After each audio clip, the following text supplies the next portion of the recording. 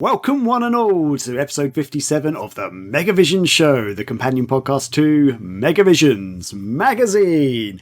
I'm Graham Death Crackers, the production editor of Megavisions, and joining me this week we have... Oh, wait, my finger's going the wrong way. Scotty the Vampire Slayer, the managing editor of Megavisions, and this week we have a very special guest. Joining us is... wrong way. Chris Redfield from Scrubverse and Megavisions. My camera's still flipped, so it's a bit weird. I don't know where to point. Today we've got a very spoopy show for you. As usual, we'll be answering some of your burning questions, and we'll have our picks of the week, where we chat about Shin Megami Tensei, Alien Isolation, and Scotty gives us the feels with the last blockbuster documentary. Plus, we have our feature discussion this week, which will be getting extremely spoopy, where we take non-scary Sega games and wonder what they'd be like as horror movies. So strap in and join us as we ride the waves of the internet to the magical island that is the Megavision Show.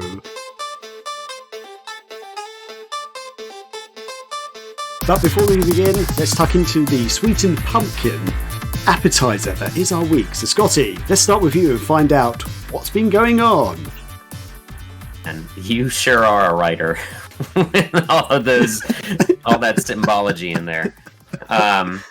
The listeners can't see it, but I tried to find a spooky shirt, and the best I could find was this Motion City Soundtrack, which is a band, but the actual design on the shirt is like Poltergeist.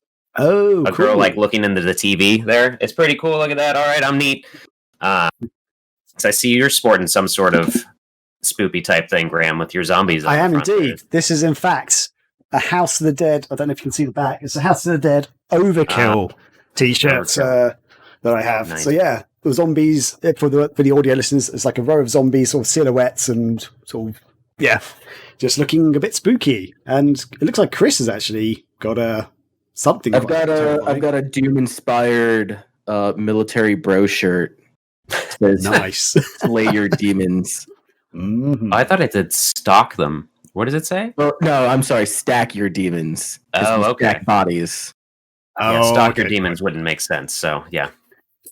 No, but anyway, I haven't been playing a whole bunch really. Work got nuts, and it's a busier time for me. But I did actually finally get a chance to play some drums a little bit, practice my drums, which is always a workout and a stress reliever for me. They're at my mom's house in my brother's old bedroom, and it was really crazy because I was playing and the ceiling light was like flickering along with my playing. So I'm like, having played Phasmophobia this past week, where when the light flickers, that means the ghost is nearby that you're trying to not get killed by.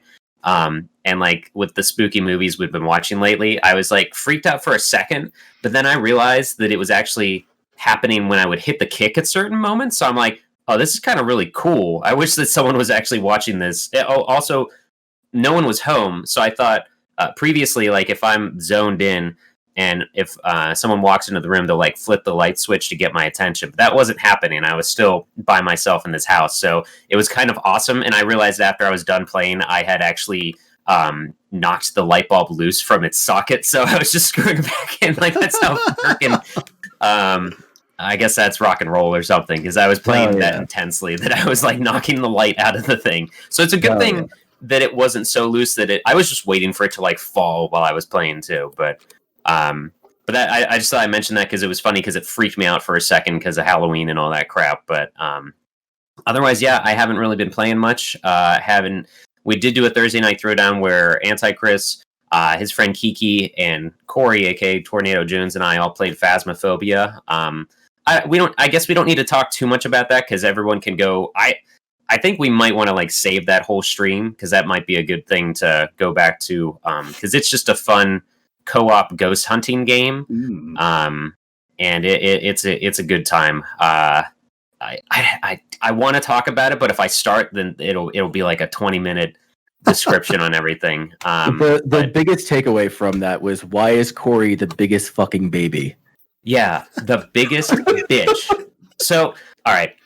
I think it's kind of, Phasmophobia sort of blown up a little bit, not to the Fall Guys or Among Us extent, but it's in early access, but it's a first-person ghost hunting game where you have your notebook and you have to find 3 things to pinpoint what type of ghost is haunting this structure.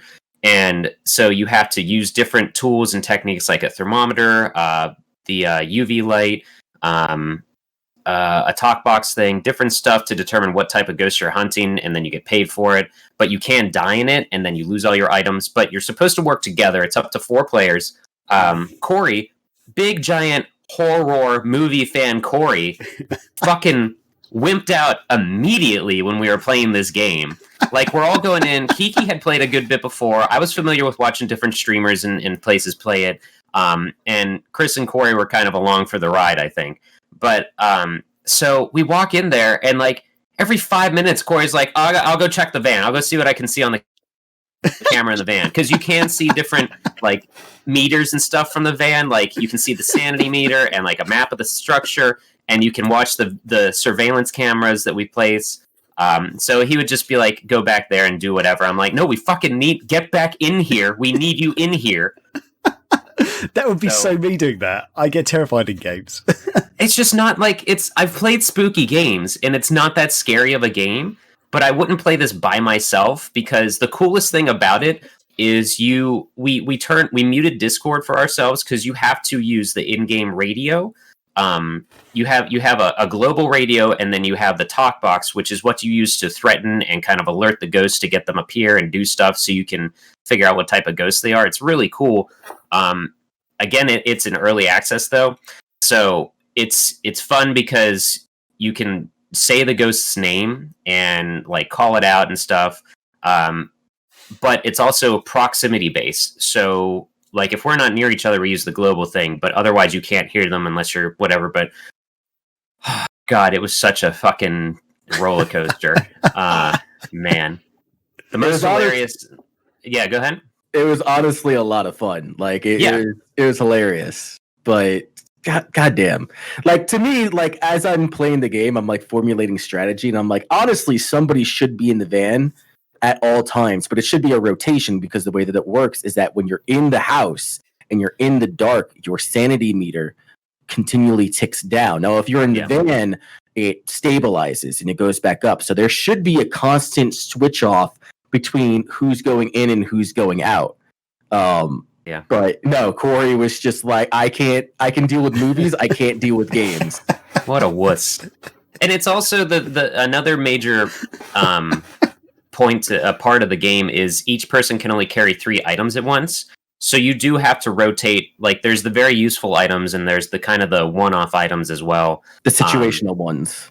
Yeah, but like the last round that we had, Chris is leading the way with the thermometer, which is kind of the first thing you want to go through the door. The first person going in, you want the thermometer, find the cold room, and then you want to have someone around with a UV light for fingerprints, someone with the talk box, so that if you're in the cold room, another person is using the talk box to talk to the ghost and try to get them to reply. Because you can say like, "How old are you?" and it'll flash on the talk box adult or child, or it'll say die or behind, like stuff like that, which is really cool.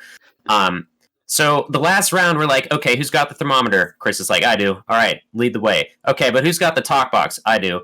Oh, well, who's got the notebook? I do. Chris, we need to split up the items because you can't use them all at once. Meanwhile, they're still like talking and getting shit ready. I've already opened the door and I'm in the house.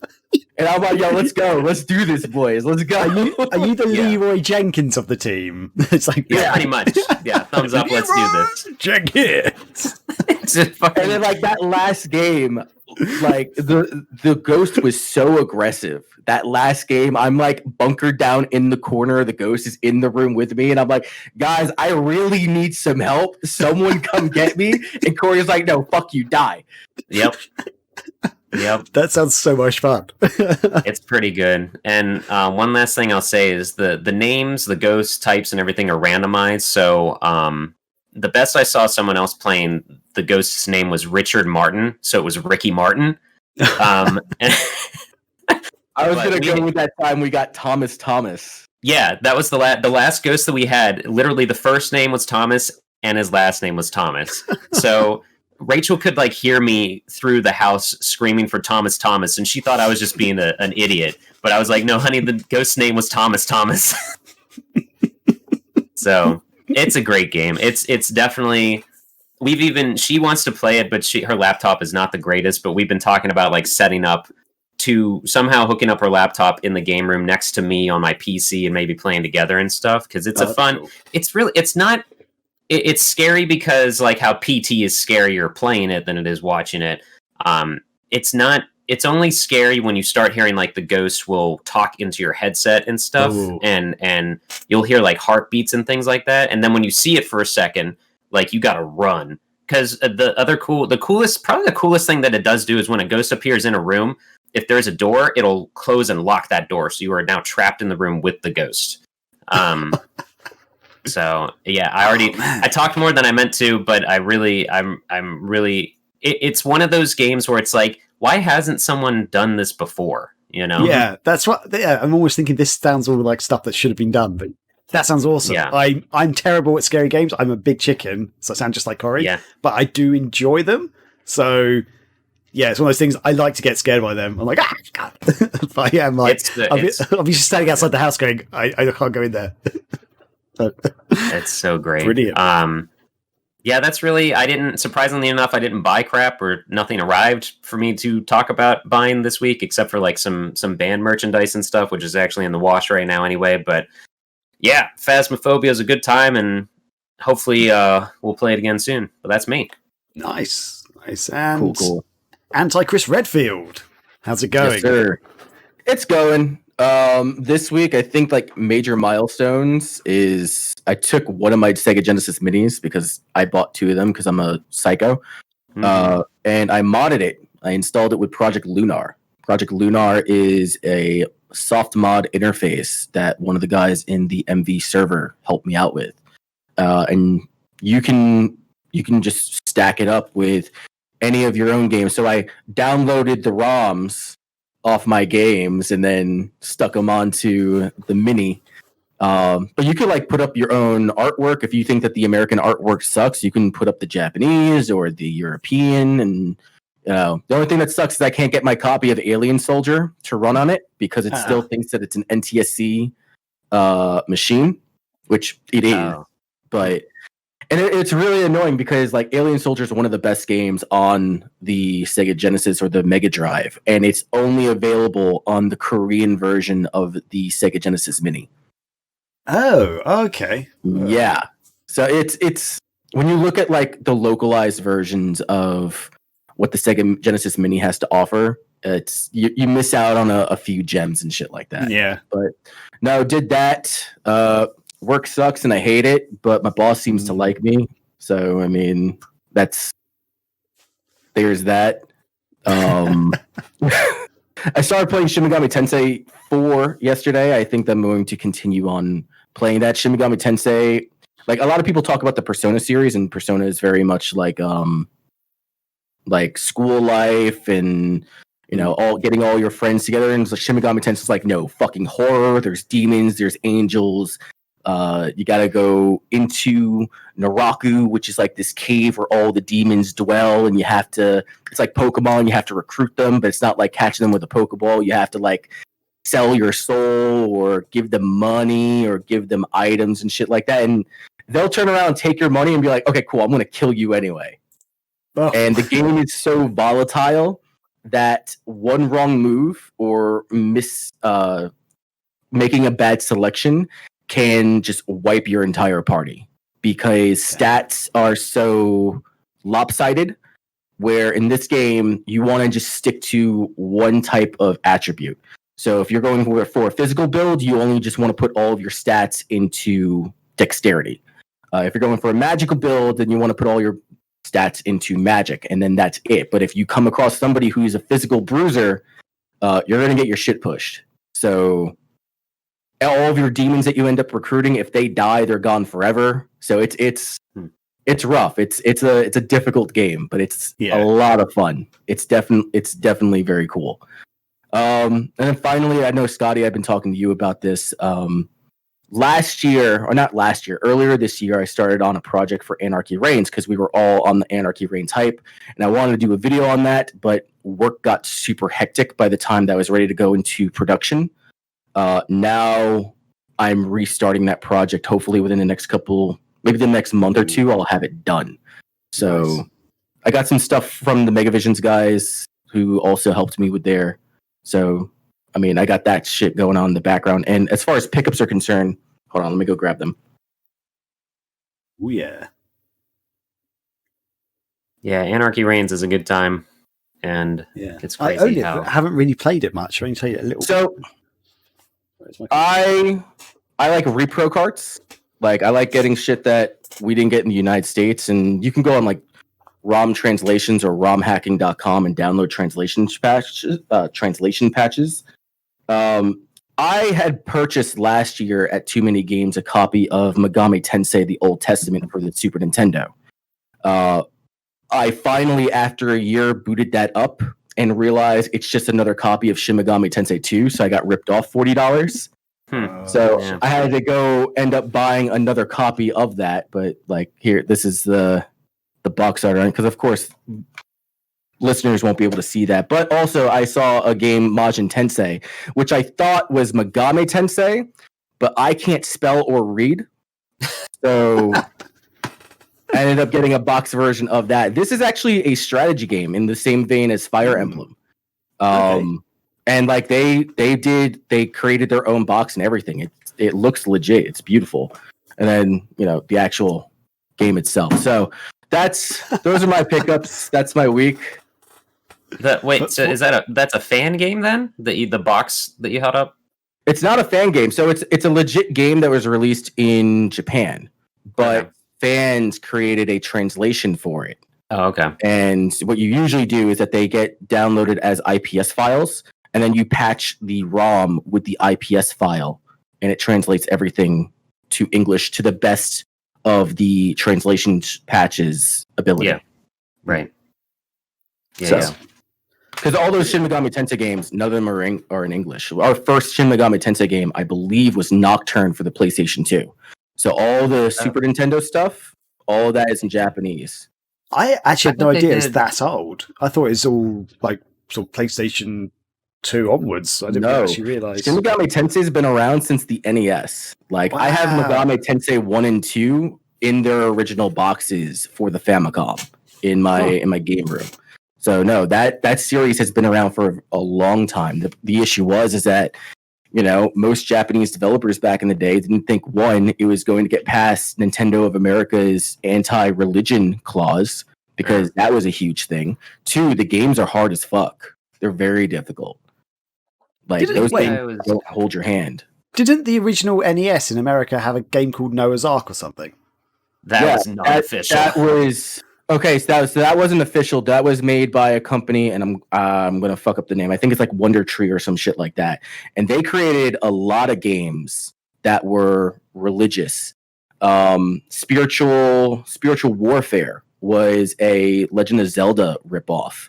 It's actually a really good game, but Spiritual Warfare was a Zelda knockoff that was teaching kids about the sword of the spirit, the armor of God, so to say. But those are like the Tengen games. They're not licensed by Nintendo. I didn't realize that. I thought the Noah one was actually officially released, licensed. Not at all. That is very, very bootleg almost. It's in that like turquoise teal colored cart and stuff. Mm-hmm. I've never seen a copy. I just knew a thing.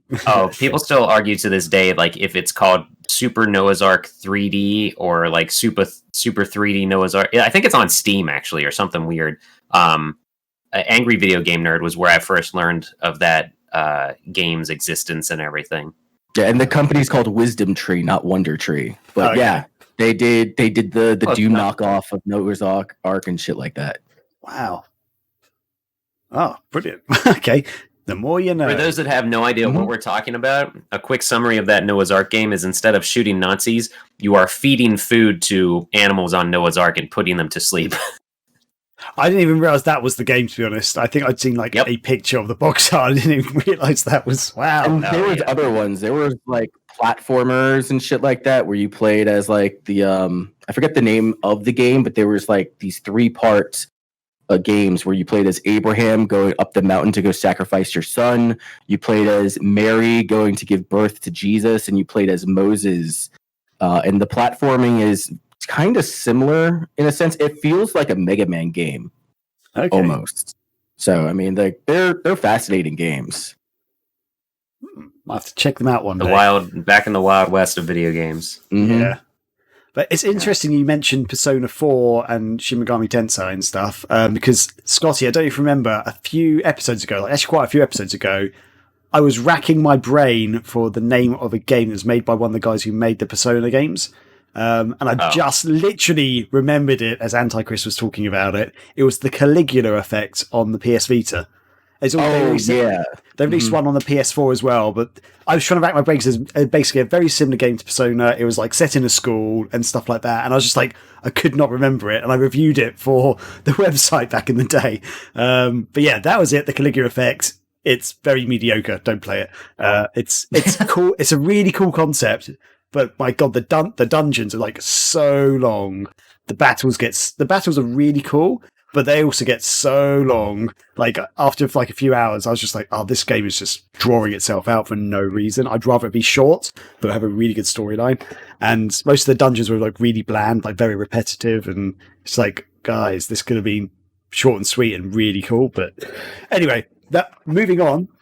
I think maybe I just want to verify my own thought process before we get far away from Shin Megami Tensei. I thought those were released in the States on the PS1 at first, or am I thinking of the Persona series? The Persona series was released on the PlayStation 1. So yeah, Revelations Persona came out in like 97, 98.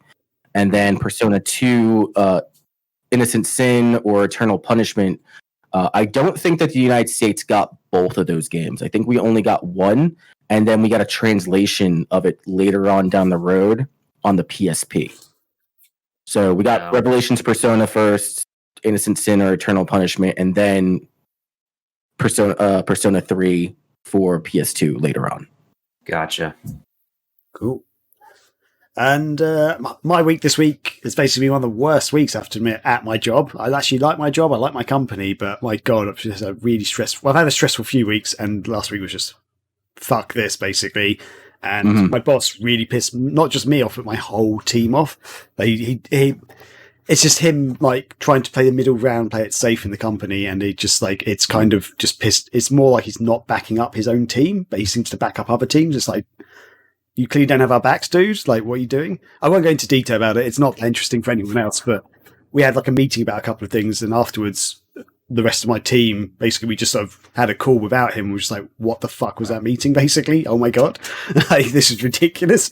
And it affects my work directly. And I'm just like, it's fine. I won't talk about that, but yeah, just pissed off. Bad week. So not in the best mood, but I did try to cheer myself up with a bit of Borat 2, or subsequent movie film, which, for two things on that.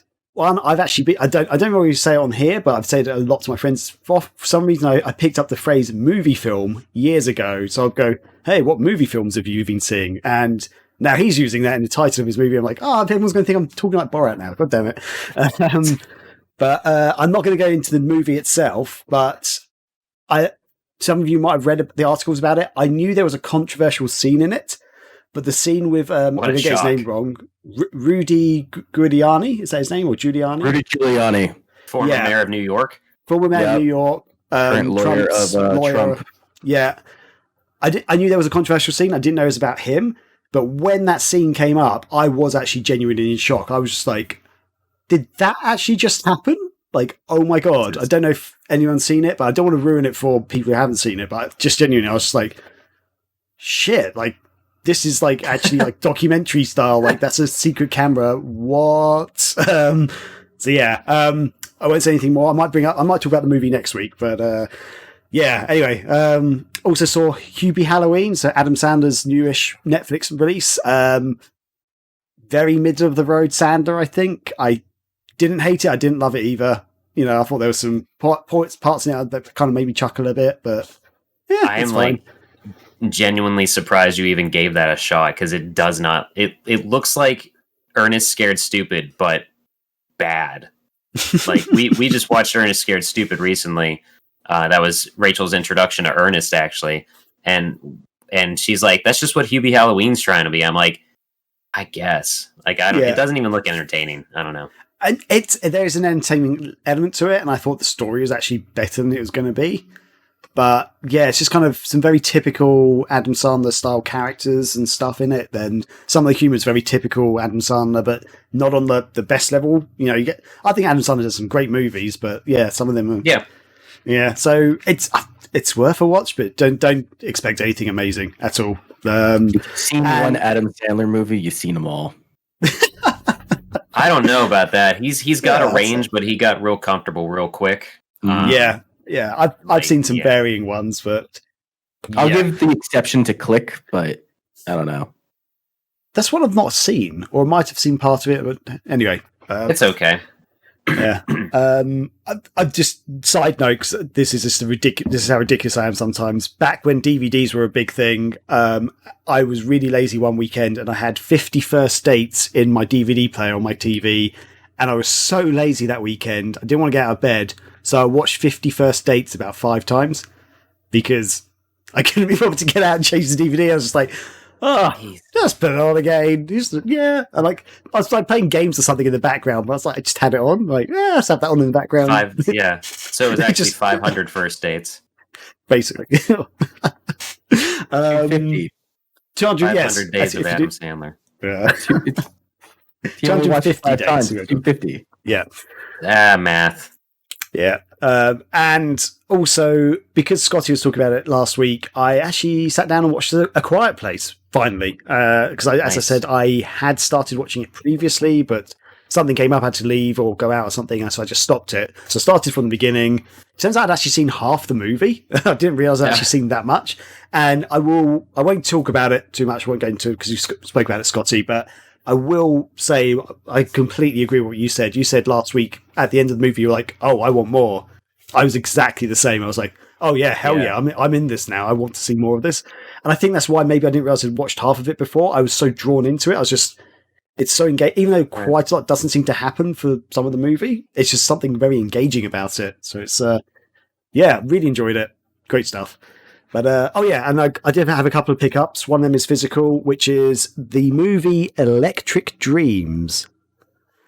I'm just holding that box up to the camera for audio listeners, and on the box art reveals almost nothing about it. It's got like a weird little old computer system that looks like a devil, with like a monitor and keyboard with devil horns coming out of it, and the 80s style Electric Dreams logo underneath.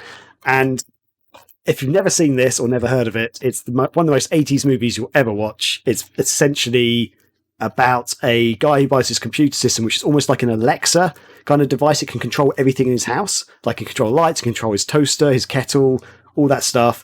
And it falls in love with his neighbor. And he kind of falls in love with his neighbor as well, like the owner. And then there's it's like the computer kind of semi-turns evil. But it's a weirdly uplifting rom-com-y kind of affair as well at the same time. It's like a mixed bag of stuff, and it's got one of the best soundtracks ever. Have you ever heard the song Electric Dreams or Together in Electric Dreams? That's from this movie. I could try and sing it if you want. I'll sing a little bit. I want. Okay. We'll always be together, however far it seems. We'll always be together in electric dreams. I'm just waiting for him to finish. Yeah, never heard it. Terrible singing. Never heard it. I'm sorry, Chris, if that offended your ears so much. Anyway, the cover, the actual font of the title looks like the font for Dirty Dancing. Oh yeah, totally. Yeah, it does. Yeah, totally. It is, like, as I say, the most 80s movie ever, and yeah, so I'm very excited to watch that. I've only ever seen it on VHS, never been able to get it otherwise, but now it seems to be available on Blu-ray, so I'm like, woohoo! And another game I picked up, which I don't have a physical version of, is a game called Drascula: The Vampire Strikes Back. which is an old Spanish point-and-click adventure game, which was re-released. They actually had a Kickstarter to re-release it on Steam, but also on Dreamcast as well. And while they're waiting for the Dreamcast physical versions to be shipped, and because of whole COVID stuff, everything's been delayed, they finished making the game, and I've got a Steam code for it, so I picked that up. I haven't actually played it yet, but I downloaded it and had a quick look at the trailer and stuff for it, and it seemed old school point and click adventure. But I want to support it because it's on the Dreamcast, and hopefully when the Dreamcast copy arrives, I will show you that and talk more about it. But there you go. Cool. So that's Dracula. Yeah. So I guess I don't know if is Dracula actually a branded name? I don't think it is, but they called it Dracula, but it's Spanish, so maybe that's the Spanish way of spelling it. Maybe. I don't know. But yeah, that's it. You reminded me. I don't know if we're down with it. I might throw a different song at the end of this episode because the pop punk band Ludo released a song called "Scare Me," and it not many songs make me laugh, but the bridge of this song, it's a very Halloween and haunted house kind of themed thing. Okay. But the bridge made me laugh, and it's a good, fun, spooky time. But for some reason, you singing reminded me that I've been pretty much playing this song nonstop. It's fun. It's good. I try to tag people in Discord who might be into it. I've stopped tagging Antichrist because he listens to so much different music that I would pretty much at you for everything I post in that section. But I'm fine with it. You can do that. Okay. Yeah, it's a fun, goofy song, and the bridge made me laugh, so I might share that with everybody because more people need a fun Halloweenie type song, I think. Anyway, so brilliant. Cool.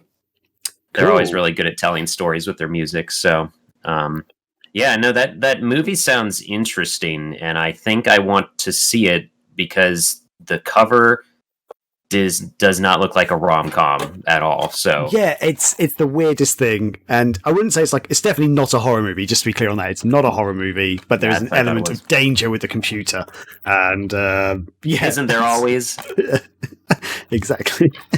But I can tell you the tagline on the front, which it says, "Meet Edgar. He'll make you sing, make you dance, make you laugh, make you cry, make you jealous, make you nuts." That's what it is. It's it's not. This does not sell the movie whatever. But I've seen it before and I loved it. So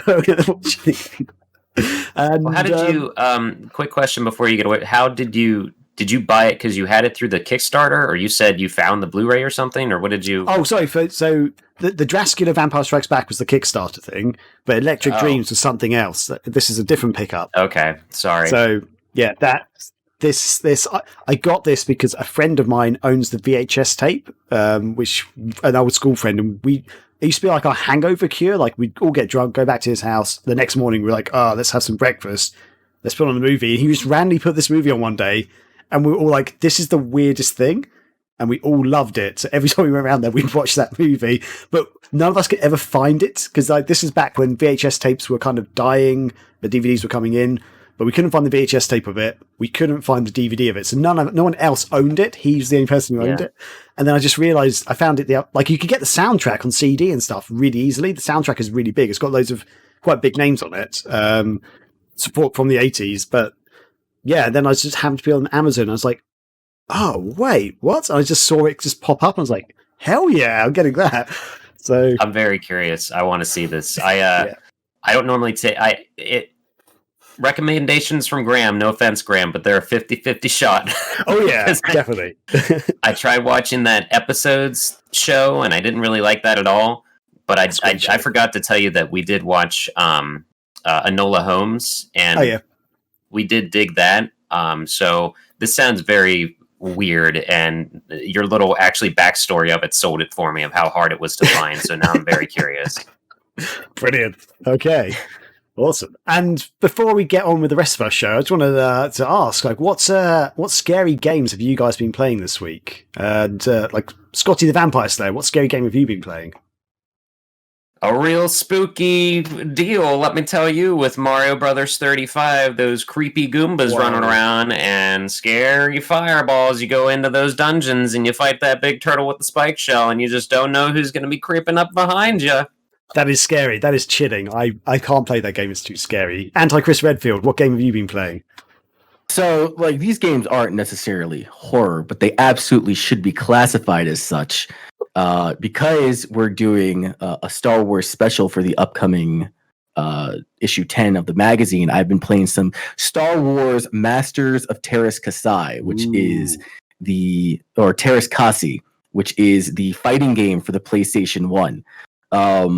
That will make you lose your mind. You will go crazy from playing that game. It has psychological effects on you. It's not a lie. It's the most fascinating fighting game I've ever played. Besides that, me personally, I've been creating a Sonic the Hedgehog tier list, and I am still slogging through Sonic 06. That is a true horror game. Like if you want to talk about like you teleporting, you dying, like death is just right on the horizon, dude. It's everywhere. Yeah. It's absolutely everywhere. Things will happen like on the side and just completely wreck your game. It's terrible. The voice acting, like top tier C-list acting. I'm telling you, man. It's like some of the best shit, like literal fucking garbage that I've ever fucking played. I don't know if it's an urban legend. I have heard that people have died from playing Sonic the Hedgehog in real life. So I had 2 heart attacks. I died inside when I played it, so yeah. You're now just a soulless corpse. I love it. Yeah, I'm a husk, thanks to 06. And just for me, the most scariest game I could think of playing at the moment was Billy Hatcher and the Giant Egg, after Scotty last week mentioning his description of it. Terrifying. A boy, giant egg, rolling around. That's not what anyone wants to see in the morning. So, yeah. Anyway, so let's move on. That is some terrifying stuff there, and I hope we can all sleep at night this week, to be honest, because that stuff just creeps me out and scares me. But it's time to move on to... Actually, have we had any feedback this week, Scotty? I forgot to ask. Zippo. We had Zippo. So, good news. The feedback forum of Doom is not happening. So we managed to avoid that frightening event, and we'll move on to Scotty Moe's Mail Sack of Wonder. It's the mail sack. We got the mail sack. Beautiful mail sack. Oh, nope, that's wrong. That's very wrong. That's right. We're going to open it on up and see what's going on in this week's mail sack. First up, we actually missed a question last week. Do you guys want to address this one real quick? Yeah, do it. Yeah, we can do. Yep. So on Twitter, by Richard Guitar Video Game Jack-O-Lantern Tombachan 87 Jack-O-Lantern, or Tomachan 87. That's a crazy name. They said, what is your favorite Sega system and why is it the Dreamcast? I'll go first. Mine's the Saturn, but the Dreamcast slowly creeps into that with every marathon, but mine is the Sega Saturn. Ooh, Anti-Chris Redfield, do you want to go next? Sure. I mean, originally it has been like historically the Sega Genesis. It's what I grew up on. Playing Mortal Kombat, playing all the Sonic the Hedgehog games, playing Outrun and shit like that. As I started diving more into the Sega Genesis, and I really started like confirming what type of gamer I am, looking more for like role-playing games and fighting games. It was the Dreamcast for some time because the Dreamcast has some of the best fighting games out there. It's got Rival Schools, it's got Marvel vs. Capcom 2, got Street Fighter Third Strike. But as recently as within like the last year or so, I've just been discovering more and more fighting games, like nearly arcade perfect ports of these fighting games for the Sega Saturn. And I mean, like I went off and I got the Brooks converter for the Sega Saturn and Dreamcast bundle, so that I can play like actual. Oh yeah, and you can like have like translation ports onto your Action Replay, so that you can actually play it and understand it and all that nonsense. Like being able to play Shining Force 3 parts 2 and 3 is amazing. Yeah, like it's the best. So right now it's right now the Dreamcast, but the Saturn has been slowly creeping back up and trying to dethrone solely for the some of the role playing and fighting games that are on there. Yeah, I'm actually genuinely torn between both the Dreamcast and the Saturn. Some of my favorite games of all time are on the Saturn. So my favorite racing game of all time, Sega Rally. My favorite game of all time, Panzer Dragoon Saga, which is also my favorite RPG. But my next one is Shining Force 3. The first part one, I absolutely love that game to death. So yeah, like my favorite games on the Saturn, but I just love the Dreamcast as well. I've probably put more hours into the Dreamcast overall now. I've got tons of games for it. You can probably, for video viewers, you can probably see my shelves up there. Most of them actually Dreamcast games, European Dreamcast games. So yeah, I don't know. And the Dreamcast was just so revolutionary for its time, as we all know. Internet and everything, and the games are still being made for it, which is mind blowing. So yeah, both of those down the line. I can't actually decide. But there we go. I can't wait to start. Go ahead. Oh, I was going to say that someone asked that question in the Discord recently, and I was like, they pinged me on the side saying like, "Hey, which system would you want to talk about if I threw this project together?" I was like, I mean, dude, the Genesis got me into games, but the Saturn has some of my favorite games on it, so I could talk about that library.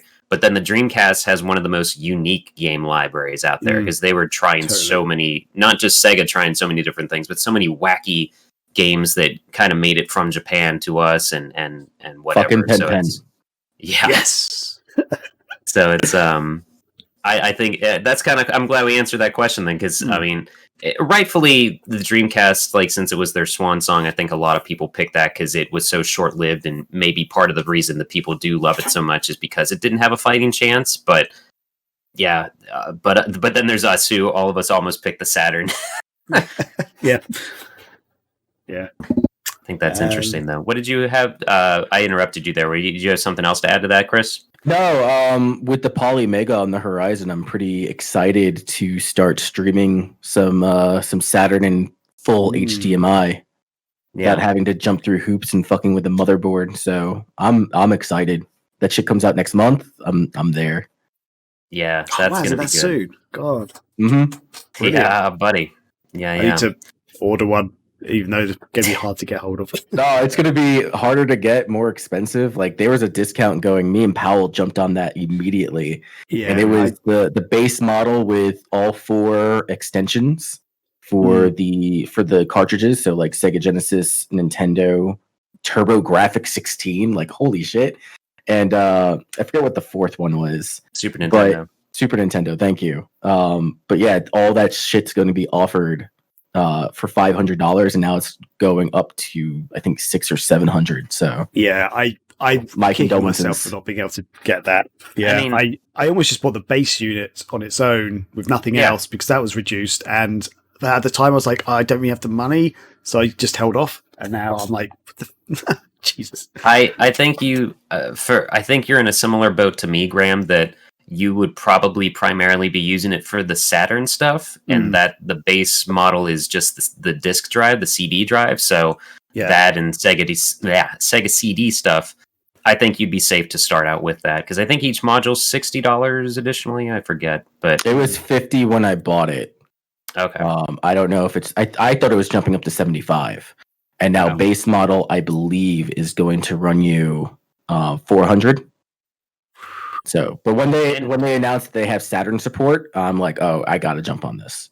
I think that was a breaking point for a lot of people, not just like Saturn fans, but like collectors, because you can dump games onto the Polymega is the big that is the shining point of that for collectors, because hardware goes quicker than software. So that's why and even Pal and I joke that, like, I'm going to borrow his copy of Burning Rangers, he's going to borrow my copy of Panzer Dragoon Saga, and we're just going to dump them onto our Poly Megas and, have them in there. So finally, so.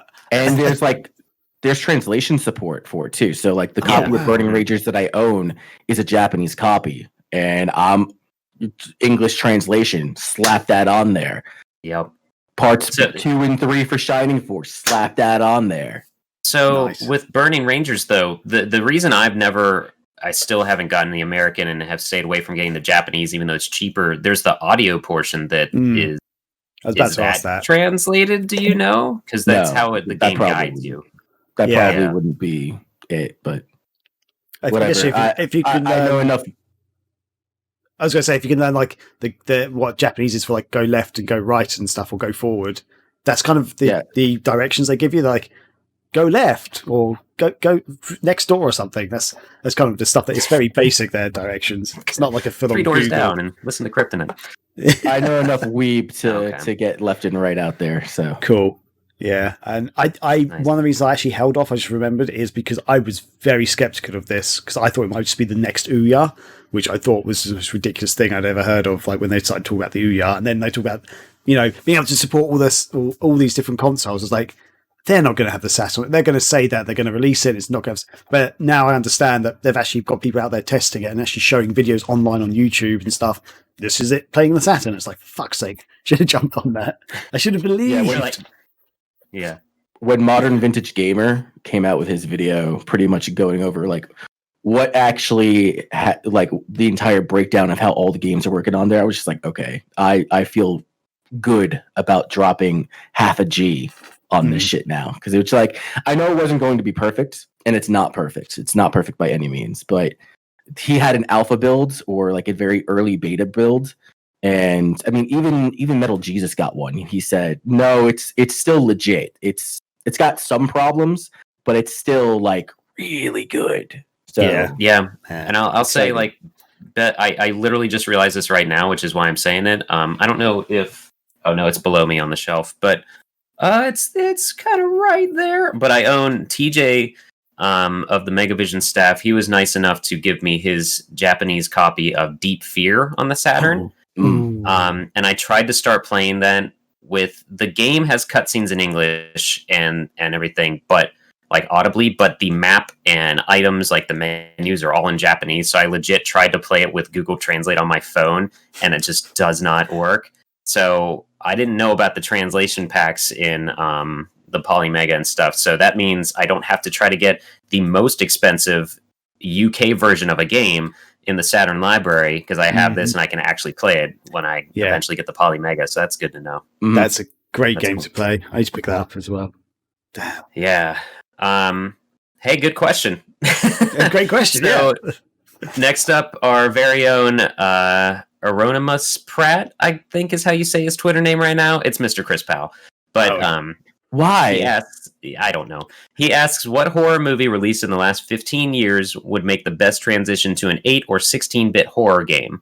I actually thought of one while I was reading this question. I think that it would be cool if someone turned the movie The Descent into a side-scrolling Metroidvania type game. I think that could work, because we mentioned it last week. The Descent is essentially, it's a horror movie involving spelunkers that find something in some caves that I won't elaborate on too much. But since you are in caves and you're trying to find your friends and stuff, that I think it's already a video game essentially, but it could be a cool 8 or 16-bit kind of Metroidvania spelunking horror game, maybe. So, do you have one, Graham? I don't. This is the problem. I'm not a massive horror movie watcher. So, I mean, if they could somehow make The Quiet Place or something into one, that could work, I guess. Like I feel like The Quiet Place wasn't really a true horror movie, but like if there's a game where a bit like that where you're not allowed to make sound and stuff, maybe. Well, I can't think. I think they would. So you want a Kinect game? Yes, let's have a Kinect game. That's right. I don't know. I'll have a think if Antichrist has got one. I'll have. I got two. I had to cheat a little bit because I have a bad memory when it comes to movies, because I don't watch a lot of movies. But I think I got two, and I think they're both relatively easy. The first one is Shaun of the Dead. I think that you can definitely make that into like a horror comedy style game. You're just trying to survive a night at the pub. The second one also I think would be fairly easy. Would be 28 Days Later. Oh yeah! Damn it! I was literally just as you started to answer Shaun of the Dead, I was like, oh yeah, 28 Days Later. So that's my choice as well. From you. So now you got to think of something else, Graham. No, 28 Days Later would be a super easy hack and slash like third person shooter. Super easy. Well, but he specified 8 or 16-bit though. Okay, it'd be like a really easy Metroidvania game. No, I just threw a genre out and hope it sticks. Yep. I think that could be an isometric sort of top-down view 16-bit games. Like, sure. Almost Predators 2 on the Mega Drive style. That'd be cool. But like with zombies, loads of zombies. Make it like Landstalker. Yeah. That's not a fast game at all. Oh, what about World War Z? That could be quite fun. I know there is a World War Z video game out there, but like a 16 or 8-bit. But is that horror or is that more suspense? Oh, what falls under the horror genre these days? That's the problem. Like, I wouldn't say that movie's necessarily scary, but the demons that talk to me. But I mean, like Shaun of the Dead technically isn't a horror movie. That's a comedy. Yeah, it's got horror themes. I mean, World War Z's got zombies. Then I therefore just assume it's classified as horror. Okay, that's fine. I don't know. World War Z works. There we go. Thank you. That's my pick. Other than the other ones you said. Nice. Hopefully we made you proud, Mr. Powell. Then we hop into the Discord. Zombie Hunter asks, what's your favorite horror game or movie? For me, I would say in terms of horror game, like the Resident Evil series is survival horror and got me into all of that stuff. But if you want a game that's actually scary and has intensity and stuff in the shadows and whatever, I will go with Soma 100%. Soma is a first-person, not a shooter at all. First-person adventure game, if anything, for PC. Definitely check out Soma. I think the guys who made Amnesia made it. I can't remember now. Okay. And for favorite horror movie, I mean, I like the zombie stuff, but I might have to actually go back to The Descent because it was the first horror movie that I bought, and it is still creepy. Because I like my favorite Halloween movie is Monster Squad, but that's not a scary movie, or it's a monster movie. It's not a horror movie, I wouldn't say. So I'll just go with The Descent for mine. Yeah. Nice. Oh, yeah. So, damn it. I've got so many in my head that so for horror game, I'm either going to go with Alien Isolation or Enemy Zero on the Sega Saturn. So Enemy Zero on the Sega Saturn doesn't get the best rep, and I don't think it's aged so well, but at the time it scared the living shit out of me, because for anyone who doesn't know, the elements of it which are kind of like a sort of point and click kind of adventure, a bit like D style, if you anyone ever played the original D on the Saturn. I think that's also on the PlayStation. But then there's actually first person like shooter style bits, like walking down corridors and stuff. The thing about it is that you're on this sort of space station. There's this monster or monsters who've escaped from captivity, and they are invisible.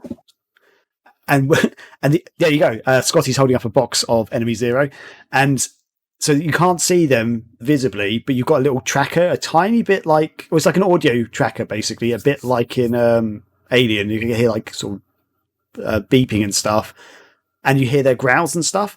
But you've only got one weapon, which is like the most ridiculously useless weapon. You have to, before you fire, you have to charge it for a few seconds, and then when you fire, it's only got a distance of like 2 meters or something. So they have to be like right in front of you for you to even hurt them. And I just remember one bit just walking in like this sort of kind of like storage area on the space station, and all I could hear was beeps and growls, and I was just like terrified, going, ah! So yeah, that scared the living crap out of me playing that. I don't think I've ever finished it. The cover art does no favors for it. Like, you don't know what this is. That looks like an action game in the same vein as like Dino Crisis or some shit like that. Dino Crisis isn't an action game, by the way.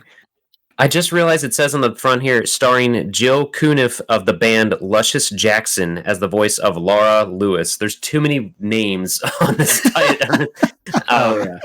Isn't it a related to the D series or something? It is. Yeah, it is. So the character is actually the same same character model and the same name as far as I'm aware. It's made by the same company, but it's a very different world as the D franchise, if that makes sense. So this is set like in the future in space, whereas D is on Earth basically, and more creepy horror stuff, whereas this is more science fiction horror, like aliens and stuff. So they are related very much, but they're not the same sort of thing. It's very strange. But yeah, I just remember that game terrifying me. And do you get a limited number of saves in the game as well? Like, you have a recording device to save your game, so you can record pretty much at any time.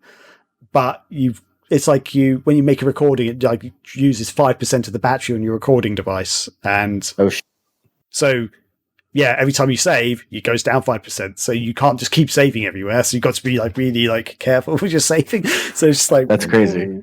I know. So yeah, it's just one of those games. I'll probably play it today and be like, this is easy and not nonsense. But back then, I was seriously scared of it.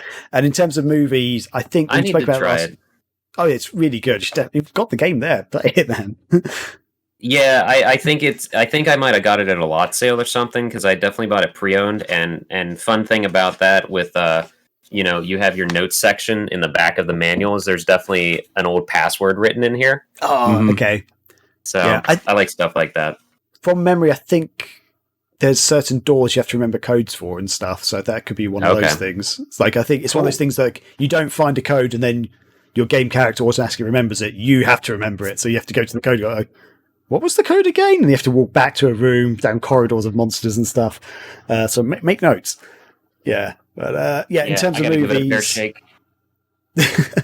in terms of movies, I'm going to go. We mentioned it last week. The Thing was probably one of my favorites, or the original Japanese Ring.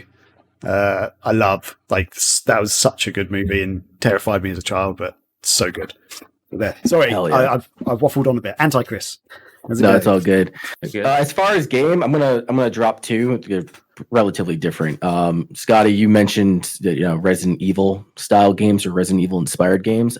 I love the first Evil Within. I think that game is absolutely fantastic. It's Resident Evil 4 just modernized, and the aesthetic, the themes, the enemy design. It's so good. It is so good. Well, didn't it have Shinji Mikami or somebody from Resident Evil on it? I forget his name. Is that his name? Yes. Mm-hmm. I think so. Like, I don't remember like who exactly, but it did have one of the directors or head developers of Resident Evil back in that time on staff for that. Also, Amnesia, the first Amnesia. I think that's a solid horror game. And it's weird because, like, for the first half of the first 3 quarters, like, there's nothing happening to you. Like, there's no enemies that you run into. It is all atmosphere.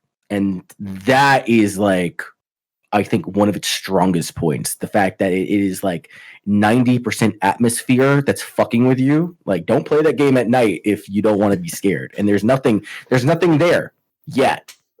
So, definitely the first Amnesia. As far as movies are concerned, like I said, I'm not a big movie head, but if I'm going to pick a horror film, it might be a little bit, I don't know. I don't necessarily think it's controversial because a lot of people say it's more sci-fi or suspense. The first Alien. I love the first Alien. Oh, it's a horror movie. Yeah. Yeah, I'd say that's a horror movie. Yeah, 100%. That's what I go with. That's a good shout. 100%. Man. Yeah, I want to, because you mentioned Amnesia. Soma, I think, is by that same team, because that game also starts very slow, but it is very atmospheric, and it has some twists in it that I won't talk about at all. But it's one of those games that when it ended, people theorize that it has 3 endings. And then I was talking to actually Nick, who's been on previously. I was talking to him that I had a theory that it actually had a 4th ending, and he thought it was pretty interesting. So it's a psychological, but also a horror thing. I really recommend it for anyone that's into sci-fi and. Yeah, and you because you mentioned it before, Deep Fear is such a good game to play as well. Mm-hmm. Oh yeah, I got it. I want to play it. Yeah, it's hard to. It probably feels dated now, but I remember I'd played Resident Evil 1 and Resident Evil 2 by this point, and I played Deep Fear, and I was like, I think I'm enjoying this more than both Resident Evil 1 and Resident Evil 2. Like, me and my friend were playing it together on his Saturn, and we're like, this is so good. It's very underappreciated, and just it's a shame they didn't really make any copies in the West. So.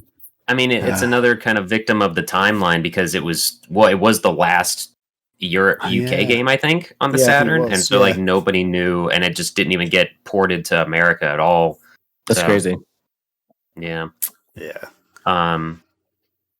And wait, did you say a horror movie, Graham? Did I miss it entirely?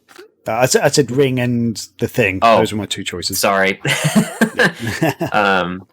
And then, we got a couple more questions. We'll try to zip through these here. LBD Night Train in the Discord asks, who would win in a race, Sonic, Speedy Gonzales, or Roadrunner? Sonic. I would say, honest opinion, if I don't think too much about this, probably the Roadrunner, because he wouldn't fuck around. I feel like Sonic's too cocky, and Speedy Gonzales would get distracted with some sort of racial stereotype that Warner Brothers throws in. That's why we don't see him anymore. Yeah. Wow. Yeah, and Roadrunner would probably just draw. Like, he'll run through like a cave wall, like a hole in the cave, and Sonic and everyone will just follow him and go smack like while he goes. Right. But I've got to support my boy Sonic because why not? Literally has a super form going light speed. Yeah. Right. Exactly. Literally has that. Yeah. And then if you throw in Archie Sonic, that motherfucker is so goddamn broken where he's like splitting dimensions and whatever. No, it's Sonic. Yeah. That'd be funny to see. Let's see here. That is interesting that they had two characters which were essentially the same character between Speedy Gonzales and the Roadrunner. But whatever. They were throwing whatever at the wall, And then Zombie Hunter asks, I don't know if you do esports. Oh boy. But with Bergen retiring from TSN, what impact do you think it'll have on the organization and its legacy? I have no idea what he's talking about. Those are just a lot of words to me. Anybody have input on that? I got input. In the FGC, we're anti-esports, so get that shit out of my face. For those unsure, FGC is fighting game community. Okay. I have an opinion on this. Oh, good. I don't really. I have no idea what they might have. Scotty, I have no idea. Sorry. I was going to try and have an opinion, wig it with that. I have an opinion, and my opinion is that I have no opinion. Right on. So, last question from the Discord. Mr. Haru says, I love Deus Ex, and it's still the only franchise of its kind that has me lose hours of sleep due to my own investment. Is there a game that no matter how many times you replay it, you can never play for less than a few hours at a time? Oh yeah. I couldn't think. I had to think of something that I play like annually or routinely in some way, shape, or form. And the only thing that came to mind at first was honestly the demo disc of Christmas Nights into Dreams, because I do play that annually. But it's such a small package that you would struggle to put more than 2 hours into it, because it is a demo disc and there are things to unlock. So I might have to say that though, because I do really kind of just get transported to that world, and it's just a very lighthearted, fun, like Christmas is a positive time of whatever, according to Hallmark movies. And the game itself is just so lax and everything. So probably Christmas Night specifically. Yeah. I was about to say, how long does it take you to unlock everything? Because it takes me a good chunk of time to unlock everything. Like it Sonic depends. and stuff. Right, yeah, because you do it through that memory game of selecting you have to match up the presents after you play through a level, and you get like so many tries, and then it's kind of like unlocking achievements and trophies that way to get different, because there's everything from like a karaoke mode to playing as Sonic in Nights, which is the first version of 3D Sonic. And that's a thing? Yeah. Oh, yeah. It's so good. Oh, no. And now you've done it. Okay. And it's not on the Xbox version either. 'Cause on the Xbox version of Nights, they had the Christmas Nights, and they didn't fucking include that bit, which is so annoying. I'm so angry. I have the Japanese version of Christmas Nights for the Saturn. I need to go play that. I didn't know that was in there. Instead of never played that. Instead of playing as Knights in the levels, you play as Sonic running around in 3D and still collecting all of the orbs and destroying the enemies. Yeah, I'm doing that shit when I get off. Yeah, it's crazy because it's called Sonic the Hedgehog Into Dreams. And as a child, that just fucking blew my mind because it's legitimately like, by the timeline, the first 3D version of Sonic, because it was out before Sonic Jam that had Sonic World in it. And Sonic 3D Blast wasn't a 3D game, it was an isometric thing. Yeah. Right. And the coolest thing is, like, instead of Puffy, the large opera singer that bounces around as like a big balloon, she's replaced with Dr. Robotnik that floats around. It's pretty funny. It's pretty great. That's a fun thing. I try to stream that game every year, and that always blows people away as well. Like, what the hell is going on right now? So, and Yeah, but my runner-up for that would probably be Saturn Bomberman, because I really do just sit down and play that battle mode like a whole series through and stuff. So, but yeah, Christmas Nights was the first thing that popped into my head. So, Chris, you said you had a couple. You want to go next? Sure. I'm gonna go with like the easy one for just Scrubverse as a whole. The official game of Scrubverse is Legend of Dragoon. Just for some reason, Corey and I will sit down and play that game for hours. And like at one point, I got so good because I've beaten that game so many times that like I know it like the back of my hand. I can clear the first disc in a matter of like 4 or 5 hours if I just like mash through that shit. But yeah, no, just for some reason that game captivates me almost like no other game. No other RPG can like do what Legend of Dragoon does to me. But I mean, like there's plenty of them. I mean, you throw me on Guilty Gear and I'll play Guilty Gear for fucking hours. You throw me on like any Xenoblade and I'll play that for hours, even though I hate Xenoblade Chronicles 2. Like I'll still end up playing it for hours because I love the battle system so much. Cool. Awesome. So I was just looking for one of my discs for something. But sorry, are you done, Antichrist? Yep. Cool. Awesome. Well, so my one is the franchise, basically the Elder Scrolls franchise.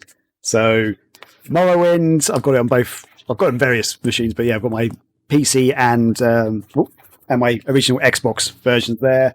Skyrim, and I've also got Oblivion, but I can't find my Oblivion game. Box. There we go.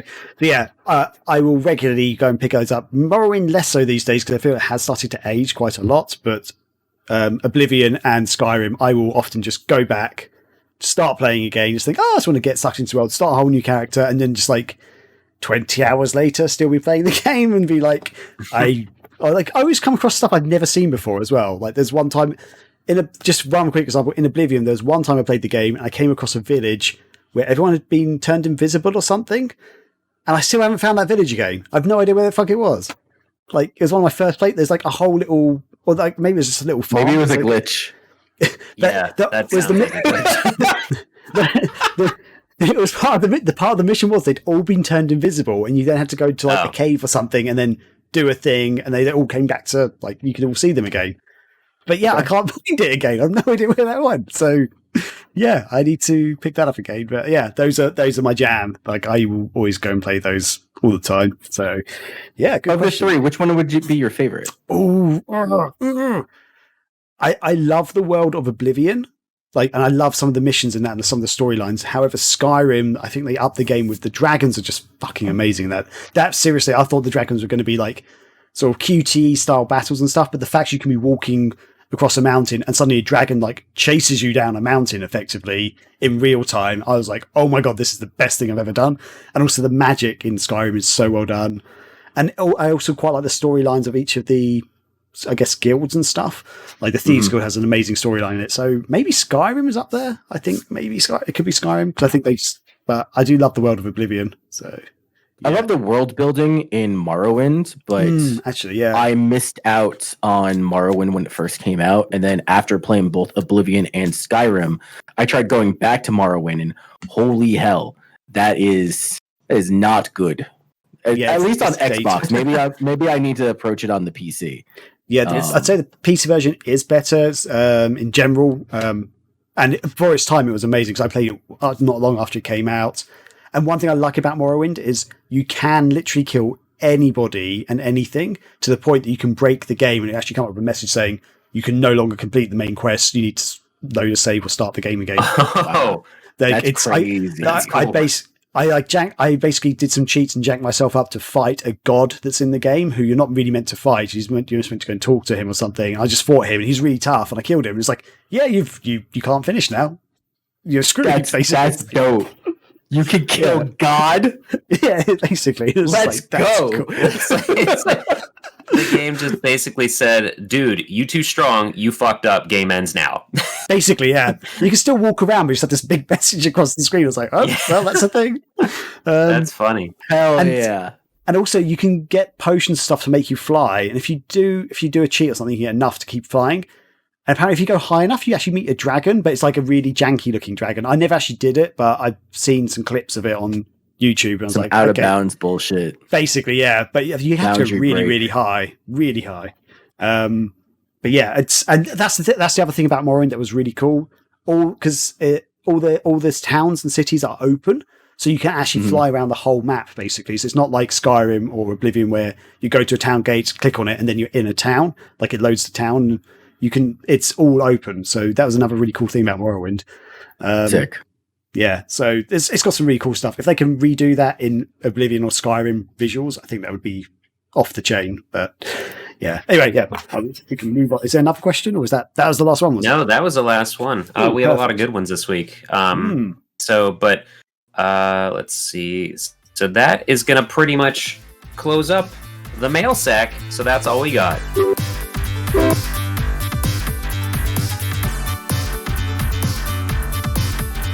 And now we're moving on to our picks of the week, where we talk about different things in the world of entertainment, such as games, movies, TV shows, board games, books, whatever it is, we want to talk about it because we think you guys might like it. We're not saying they're the best things in the world, but there is some enjoyment to be had. So strap in and let's have a quick listen to what we've got. So, Anti-Chris Redfield, for the very first time, what is your pick of the week? So, historically, and I say historically because I've roped Scotty into doing this, I like looking for dead MMOs and try to see if there's like any MMOs that have been revived. And I roped him into a Phantasy Star Online episode 1, 2, and 4 server, which we had some fun with that. I think we played it was fun. Good time.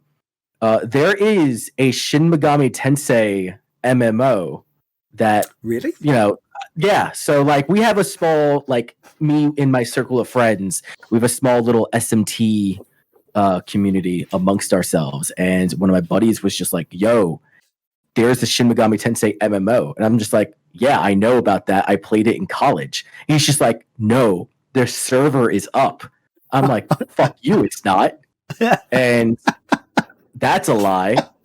But no, lo and behold, Shin Megami Tensei Imagine, the MMO from like 2007 that ran from 2007 to I believe about 2009, 2010, is back up. There is a private server going up, but it is the Japanese version. So it is very early. I think that it's only been around for about 6 months, which in all actuality isn't a whole lot of time when you consider how long the English translated servers of Phantasy Star Online 2 have been around for, because they got an entire team that will patch or translate a Japanese patch like overnight with those servers before we got Microsoft giving us support on that.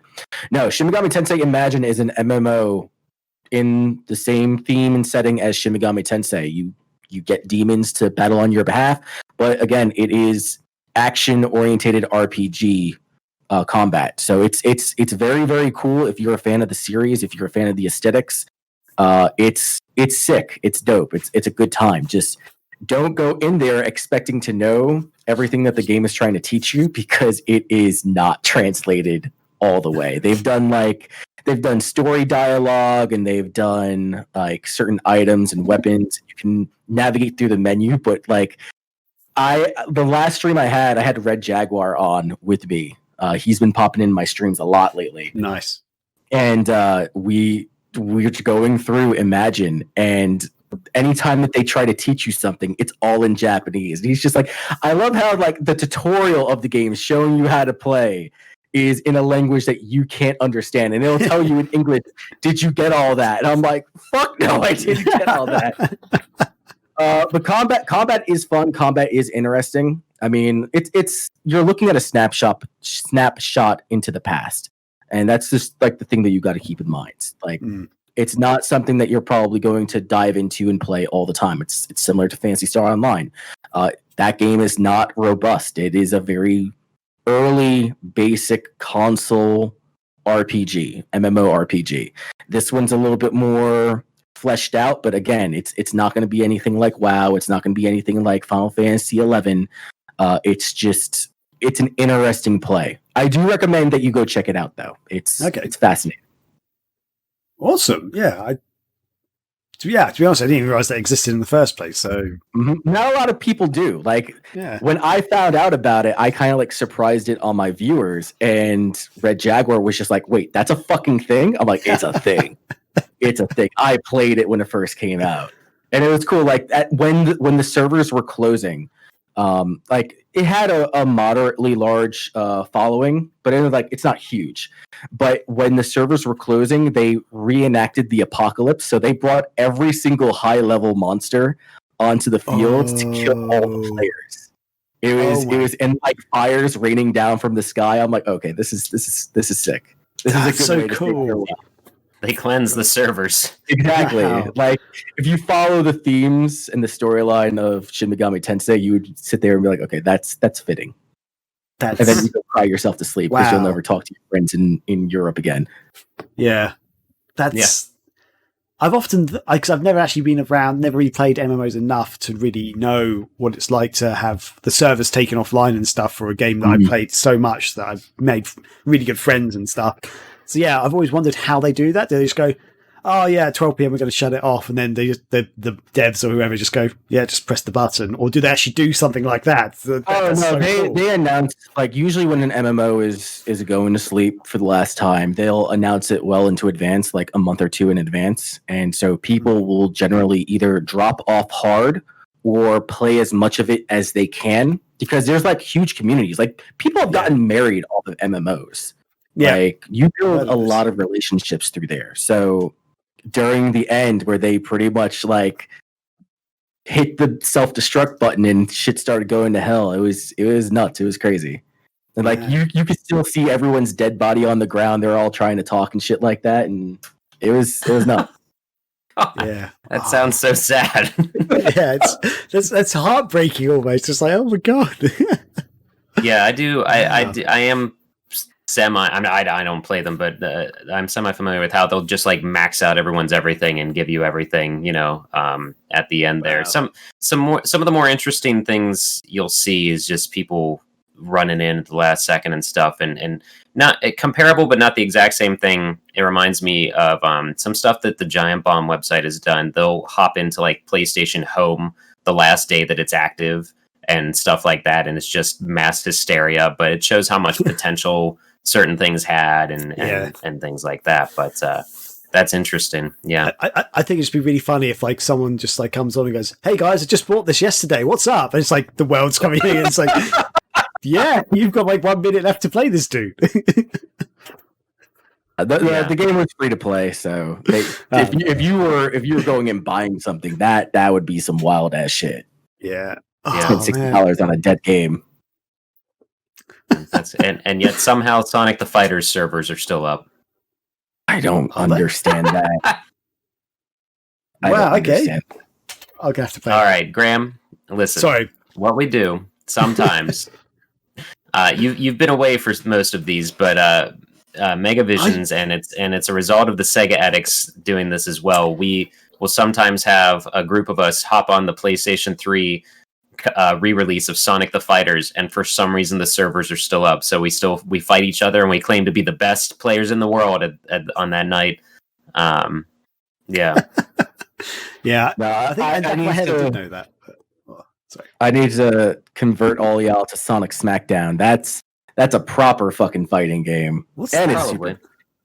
Oh, you don't know Sonic Smackdown? Bro, Sonic Smackdown's a shit. So it is a Marvel, I want to say it's a cross between Marvel and Guilty Gear or Arxis style games, where it's a 4-button fighter.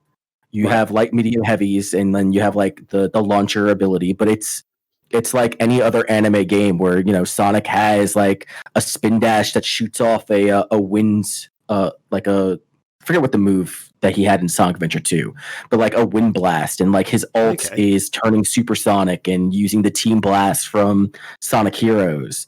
Mecha Sonic from Sonic 3 and Knuckles is in there in addition with Metal Sonic, and like they throw in little gags where Mecha Sonic has the Raging Demon art from Akuma in like Street Fighter. He's got a fucking spirit bomb. It's crazy, bro. You gotta go on. Is this an official Sega release? Oh no, it's a fan game. So okay, right. Over at ArcForge is trying to market their own game. It's called Origin of Storms. But they took the engine from Origin of Storms to build a pipe and put Sonic characters in there. Wow. And at first, it was like this small little stupid shit thing. They only had like 4 or 5 characters in there. And the response was so positive that a lot of people were like donating their time to help develop and help promote this game. And now I think like the roster is like 12 or 14 characters deep. Now they shelved the project, but they've shelved the project like once or twice already because they were like, we need to focus on Origin of Storms. But the response for Sonic Smackdown is so intense that they keep on going back to it. So there's still about like 3 or 4 more characters that they were intending on coming out with. But, you know, we'll see what happens. We'll see what happens. Brilliant. I guarantee you they're going to end up going back to it and finishing it off. Okay, I'm intrigued. I want to play this. I'll send you a link. Okay, I'll send you a link lovely. to the game. Cool. Sega doesn't want to do that, Graham. They would make too much money. Yeah, exactly. Oh dear. Cool. Scotty, did you have any questions about Shin Megami Tensei or Sonic Smackdown? No, I'm up to date. Okay, cool. So my pick this week is because it's Halloweeny kind of time and all spooky stuff. I'm going with Alien Isolation, and as I sort of mentioned last week on the show when Danny was on, this is a game that I will always buy, but I'd never really play because it is too scary for me. As I mentioned earlier in the show, I'm a big wimp. I've started playing this game. I own it on the Xbox 360, I own it on the Xbox One, and I own it on my PC. And I've basically got to the point where you meet the alien for the second time, and I just can't play the game. But the very first time you met the alien, I genuinely screamed out loud and kind of couldn't do anything. Like, it came at me and I just sort of sat there and like really terrified, screaming at the screen and closed my eyes. And then the second time I had to reload and try and do it again, I just basically bolted and managed to do it okay. But the next time I sort of came across the alien, I was just walking along, like the part of the roof sort of caves in and you see like a tail flip out, and I was just like, yeah, I'm done. I can't do this. I'm going to have a heart attack any second now. But I love the game. I think it looks beautiful. And as I sort of mentioned earlier, Antichrist sort of mentioned it earlier, but Alien is actually one of my favourites horror movies of all time, like sci-fi. It's a sci-fi movie, it's also horror. It's one of my favourites, and this made me feel like I was genuinely in the movie, even though it's set in a different sort of time period. But yeah, I don't think I'd ever play it. My intention actually is to one day stream it, possibly with Chris, not Antichrist, but other Chris Powell. Yeah, Grant doesn't like me. I could stream. Why don't we stream it together? Let's stream it together, buddy. We can use Parsec and play it on Steam together. Like, you know, I'll basically walk along on the easy bits, and as soon as I think something's going to happen, I go, "There you go. Now you can take control." Hold my hand, please. Yes, please do. But my intention is one day I will play it because I think just for shits and giggles, it's going to be just funny because I'm going to cry basically. But like that's how terrible I get of it. But yeah, and you haven't even like gotten to the scariest part, because when you encountered the androids more in that game and they're like dead red eyes and their monotone voices, that's when shit gets creepier. It's not even the Xeno that's the scariest part of that. I've been told that, and I've been told there's way more scarier bits in it, but yeah, it's. I still have to go back to that. So I didn't play. I have that game. I didn't play it. My wife did, and she made the pro gamer move of playing that game while pregnant, and that was. I'm pretty sure she almost went into forced labor playing that game. She stopped playing it halfway through. I think it was around the same part that you're at, Graham, where she's just like, nope, I'm done. I can't do it right now. I'll fucking pop this baby out 4 months early, and we ain't about to do that. So I've been meaning to get into Alien Isolation. I heard. Oh, maybe let's do it. Let's stream together. Let's play this game together, buddy. I'm with it. Yeah, awesome. All right.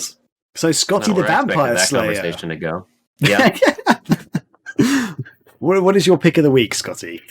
I mean, mine's not as intense as early childbirth at all, but I that is not going to be the episode of this title of this episode. Early childbirth. Anyway, I mentioned that I bought it last week, but I did get to sit down and watch the documentary, The Last Blockbuster, which was that's a decent shot of the thing. You can put it up somewhere or whatever. But it's a documentary about the last Blockbuster video store that is in Bend, Oregon. It's a very heartfelt, kind of a good, just a feel good kind of thing. Damn it, Graham. I got distracted because he just posted the title in our chat, everybody, of this episode, probably. But yeah, no, Last Blockbuster is really cool for anyone that was a frequent shopper of Blockbuster or misses physical rental stores for movies, games, and stuff like that. They were still around when I was in college, so a lot of Friday nights I would kind of just go and wander around before really having Netflix or anything like that. And I enjoyed. I could easily kill an hour just looking at the different movies and finding weird ones, dumb ones that you'd never heard of, which is harder to do with the streaming services for sure. Like, I don't think I would have stumbled across what the hell was that thing you told us about, Graham? The Electric Fantasy or whatever? Electric Dreams. Yeah, that's what I said. Electric Dreams. Like, you wouldn't find, I guess there's a chance you'd stumble across that through like Amazon Prime or Netflix or Hulu, but like walking around a rental store, you'd find stuff like that, you know? But no, there's a lot of celebrities in it, like the Kevin Smith, Ron Funches, Sam Levine. What's the Doug Benson? I don't know who that is. Adam Brody, but a lot of people in it talk about they either worked at Blockbuster or just have really fond memories of it, and it's really cool. And the timeline of it is really interesting. They talk about how Blockbuster actually had the opportunity to buy Netflix at one point and other stuff around that, which I think is a more common fact than people think. I remember hearing about that and stuff. But no, it's really interesting. It's a good documentary. It's fun. I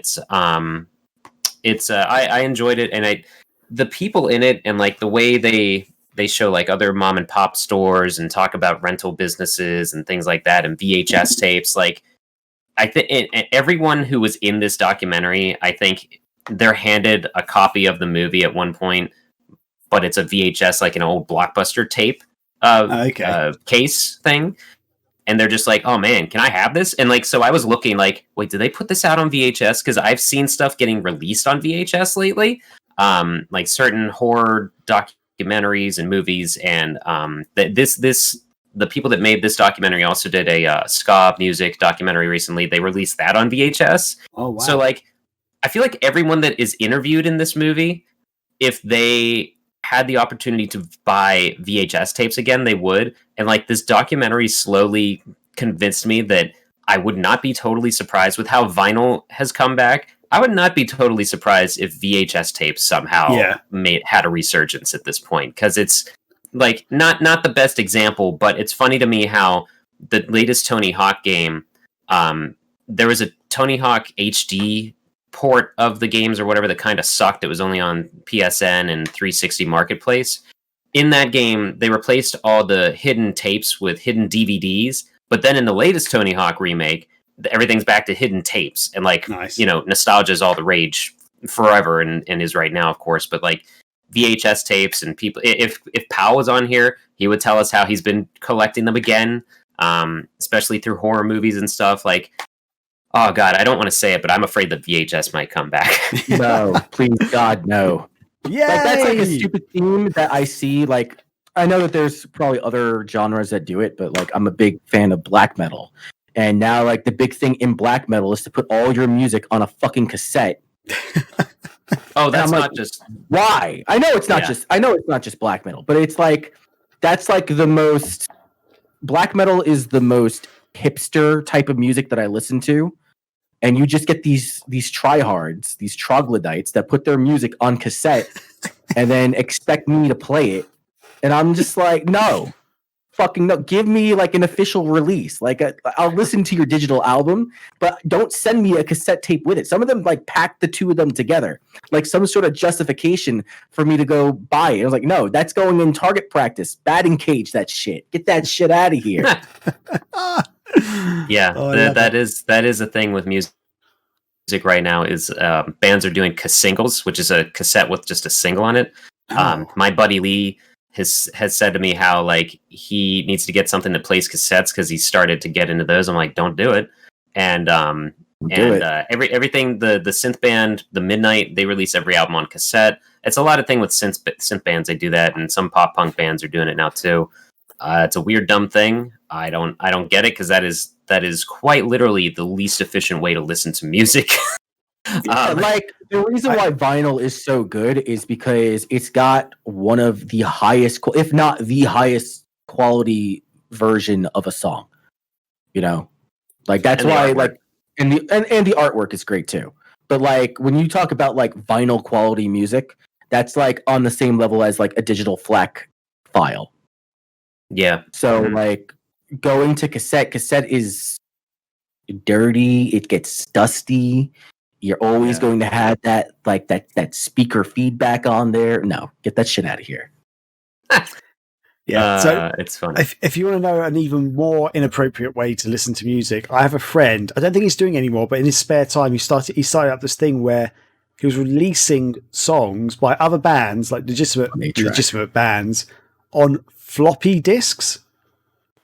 Like, why? It was just like a fun thing he just started doing, but like some band, like little indie bands started approaching him, but like it's almost like just basic chiptune style stuff. That's all you could get on there. You can't get like a proper song with proper singing on there because you've got like, was it 1.4 megabytes of data or something ridiculous like that? There's no data on there. But yeah, he started it just as a fun project, and people started coming to him and going, yeah, put my band on this. It's like, okay, so like a whole album is like 20 discs, like floppy discs. Yeah. And this was like, he was doing this, like last time I spoke to him about it, it was like 2012. So it's like, this was in the last 10 years, basically. I think he stopped it now because I just quickly Googled it and I can't see his website anymore. But he had a website and everything, and he played me some of the stuff. I was like, wow. But yeah, it's insane. The freaking, I lost my train of thought now. Sorry. The guy that made the Snatcher repro I got, he does game soundtracks and puts them on mini discs, Sony mini discs. Wow. That's probably even worse, actually, because no one has a Sony disc. Probably. But there's also Limited Run released the Snatcher soundtrack on cassette. I don't know why, but they did. And I have it sitting behind me. Because it's kind of 80s, but futuristic. Well, yeah, it's a cool red cassette, like transparent cassette. Yeah, can't talk. Yeah. Anyway, the last Blockbuster is great. Yeah.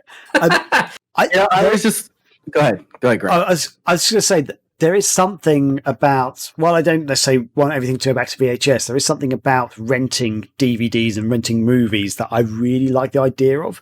Like you can rent stuff from Amazon and stuff, and like Xbox, Microsoft Store and stuff online.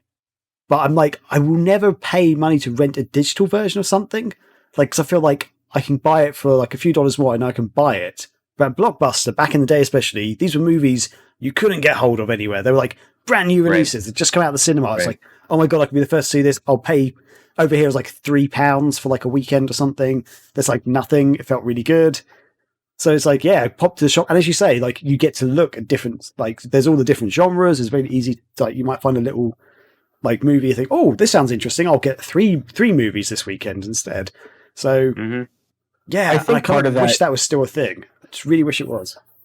I think part of that is like the nostalgia of going through the ritual, like going into the Blockbuster, you know, getting your grubby little fingers all over the N64 and PlayStation games or whatever movies that you're sifting through.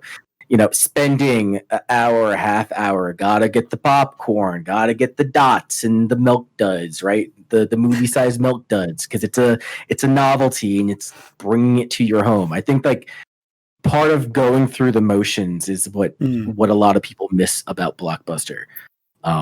Totally. Yeah. I was looking. Go ahead. No, you go ahead. I have a kind of a way to add to what Graham said, but go ahead, Chris. No, I was just looking up stuff about the last Blockbuster. Apparently, in September, they gave people the opportunity to rent the store as an Airbnb. Yep. What? For $4 a night. Yep. That's pretty cool. I hope They had like a retro game room / living room setup in there.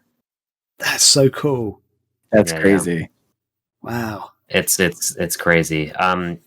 Yeah, and like I've had this happen recently that I have. There's been like indie films and other crap that I would find walking around places in college, different rental stores that I have still not been able to find on streaming services. But like I could find the DVD and rent it and stuff. So I'm like very casually, not really on strong hunts for some stuff, but sometimes I've seen like certain things at for some reason at the horror conventions that Rachel and I go to, a lot of people are selling like VHSs, but also just random movies here and there. So I've like spotted certain indie films here and there that I've never seen on streaming services, only remember renting from like a Blockbuster or a home fan. It's gone. It's become less convenient to rent some things. And how you mentioned, Graham, you didn't want to pay a couple bucks to rent something. We've done that, and I've ranted on that so many different times on this podcast, but it's just the fact of the matter that like no one it's something like a DVD that was very poorly produced or less produced or something. So it's like, I will just pay the $4 rather than trying to find this Blu-ray online through some back-ass website and pay $20 for something we might watch once. I hate doing it. I hate renting anything digitally like that. But sometimes it's such a pain in the ass that like we want to watch this movie now, but it's less convenient to do so. But yeah, it's a good documentary. It's a fun thing. It talks about, it was kind of perfect timing with the timeline as well, because there was at one point for a while just 3 Blockbusters in the States, and one of them was in Alaska, and they talk about that one and things like that. And I mentioned last week how we've talked about going to Oregon at some point, or just kind of making a trip, a reason to go to that side of the country and end up in this place as well. But it's cool. It's fun. And I recommend the documentary. I think it's available on some streaming services. But honestly, something like this, you should probably just buy it, because I don't think you'll be able to find it for a long time, like streaming anywhere really. And there's a bunch of bonus stuff on here too, like other interviews they didn't use, and just in extended interviews and things like that with it. So it's pretty cool. It's fun, and if you've ever worked in retail, you can relate to a lot of it as well. Like that, I won't give away too much because it's just a fun thing. But if you've ever had to be a manager at a store and you need like supplies, you will just go and buy it because your store needs it, and I can relate to that. But, the last Blockbuster, I recommend it. Just to clarify one thing, the Alaska one has shut down, and this is literally the one in Oregon is literally the last one, yeah? Yes, it is still a Blockbuster, like through the franchise Blockbuster. I thought my misconception was that Blockbuster was no longer an actual company, and that they essentially like bought the rights to use that name, and that they were just like self-efficient now, but they're not. It is still legitimately through Blockbuster. Yeah. God, that's so crazy how they were worldwide, basically international, now just one store. All because of things a like fun Netflix fact and of it, I didn't. Jesus. Oh, sorry. Go ahead, Graham. I was just saying, just through like a couple of other companies like Netflix and Amazon, basically just took the rug from out of them. They went from massive just to one tiny little store. It's nuts. Yeah. I did not know this, or I somehow blocked it out of my psyche, but there was at one point like a Blockbuster awards show as well that existed for a short pocket of time. Yeah. Wow. So it's good. It was. I felt like they could have actually added some more to it. So it's some documentaries, if they're not done well. Unfortunately, I've seen more poorly done documentaries than good ones. So this one's done well enough that it kind of zips by as well. I mean, it has like good interviews and stuff like that in it. So But what? Just very, very last thing. One of the guys on my team, the content team at the company I work at, GiftGaff, he used to work for Blockbuster in the UK, not in the store, but he actually used to be one of their kind of content people. But he used to do video interviews on red carpets and stuff. And he was just telling me stuff about like how they were planning to do things like Netflix, like streaming services. But at the time they started doing it, they didn't really have the technology in the right place, and they didn't really have the connections with the studios to actually have the digital versions or something. And like it's all the wrong timing for them. Basically, he's got fascinating stories about stuff like that to do with blockbusters. Oh, I'm sure. At least the UK version of blockbusters. So yeah, but maybe I'll get him on the show one day, and we can chat more about it, because I think you might find it interesting. You should honestly just buy this documentary and mail it to him, because he'd probably find it very interesting. Do you know what? I was actually thinking, if I have him for Secret Santa this year, I'm going to do that. Maybe I'll just do it anyway. Fuck it. Yeah. There you go. Yeah. Cool. And yeah, that will bring us to the end of our picks of the week, and we'll move on to our feature discussion, which we are calling, well, I'm calling right now, Spoopy Sega Movies.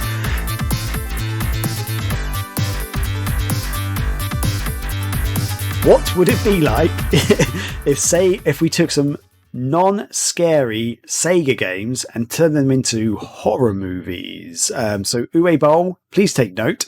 And let's kick it off with... God damn it. What? Uwe Boll, just him. Uwe, whatever. Uwe Boll. Sorry, Uwe Boll. I don't know. It doesn't matter. He's terrible. I say U-Bowl, and then people said it's Uwe Bowl, and then Uwe Bowl. I don't know. One of those three. I'm a Mary Ebola. So, Ebola. Uwe Bowl, take note. Scotty, the Vampire Slayer. What is your... Actually, I was going to say one thing before you both start. Both of the things you've chosen are things I was thinking of choosing. And that's cool. So I genuinely was like, I might like... For Chris's one, that was the first thing I was going to, but then you put your stuff down first on the outlines. Like, okay, I'm going to change it. And I thought of your one, Scotty, but I didn't do it. I went for a different one. But yeah, I was like, those are the only three games that came into my head were the ones that are on this list. So yeah. Anyway, Scotty, carry on. Choo Choo Rocket. Woohoo! Choo Choo Rocket's a puzzle game for Dreamcast. Single player chill, multiplayer frenetic insanity. So with that, you have the cats, the kappas, the big orange things you're trying to throw into the rockets, and the mice you're trying to put the mice in the rockets to rescue them from the cats. This might have just messed up my idea entirely now that I realize that. But anyway, so my idea for this is the choo-choos show up on Earth, and some kids find them. Wacky hijinks. Aww. And the choo-choos are cute and adorable and they're fun, but the kappas follow the choo-choos to Earth, and they land as well, and they're like, oh man, Earth has a lot of great resources we can use, and we love to snack on these cute little delicious choo-choos. So they start killing people, humans, one by one, slowly. I mean, they're weird-sized, probably cat-sized, weird-looking things. I don't know why I'm still holding this up. So anyway... So the kids realize what's going on. Nobody else believes them because the kappas are disguised as regular-looking cats, but they're really alien cats that are killing everyone. And the mice, nobody cares about mice. But they realize they can't kill the kappas. For some reason, I haven't figured this out yet. I'll have to talk to my producers. That the cats are somehow invincible, or at least to whatever we can do. So the only other option is to get them back in their rocket ships and launch them back into space, maybe towards the sun or something. And so the children have to figure that out and save humanity and the choo-choos and get rid. I realize this might be the plot to Critters. I've not seen a single Critters movie, but that's my idea. Save the world. I love it. That's... We want to workshop this. Anyone have any ideas to throw into that at all, or is that just ridiculous? Do we need to somehow get the arrows from the game into it, or is that just too much? I mean, I guess they could try. They would have to lead the cats in there some way, shape, or form. Maybe it's like how a raging bull is triggered by the movement of the cape. Maybe somehow the kappas are triggered to arrows and like have to blindly follow them or something. I don't know. Yeah, like have like the apex of the movie was like you all get them outside. And then all the kids are finding like one-way street signs, and then like have them going in a circle. And I was like, okay, we can buy enough time. Get the rocket ready. That is great. I just had another thought, which might put your whole movie on its head, but keeping more in line with the video game. Rather than getting the cats into a rocket, you get the mice back into a rocket, the choo-choos. So the kids, because the kids can't kill the cats can't be killed. They might get flattened or something, but they get back up again. You can't kill them. So the kids realise their only food source are the choo-choos. So they send the choo-choos back up in the rockets, and then the cats, the space cats, all die because they're not getting fed. Or they eat the kids. That's just the worst. Oh yeah, you said they ate kids, didn't you? God damn it! They're still all the kids get in the spaceship as well. Okay, you go back to your kids in the spaceship. I don't know. Wait, did you say throw the kids in the spaceship? Towards the sun. Why not? Yeah, launch the children into the sun. I was trying to think there could be a way to. It's sad because they have to. The mice have to leave the Earth, and the kids are sad because the mice have gone. But that's the only way to kill the cats. But if the cats are eating humans as well now, then yeah, maybe not so good. Yeah, I thought you were gonna say with putting the choo-choos in the rockets. I thought you were saying they're sacrificing themselves because then they'll launch the cats to follow the mice or into the same rockets as the mice. That's what I thought you were going with. No. I was trying to say that they'd leave the Earth, and then the cats have nothing left to eat. So that's the only way to kill the cats. They then have no food source. But yeah. Oh dear. Okay. What a hilarious misunderstanding. Interesting. All possibilities. All great. We'll all refer to the storyboard for this later on, I'm sure. Nice. That's me though. Okay. Anti-Chris, anything to add there, or do you want to go on with your bad boy? I added my 2 cents with the with the signs. Oh wait, one question: should we come up with titles for these movies at all, or if you want? I would have just kept mine. As I don't know.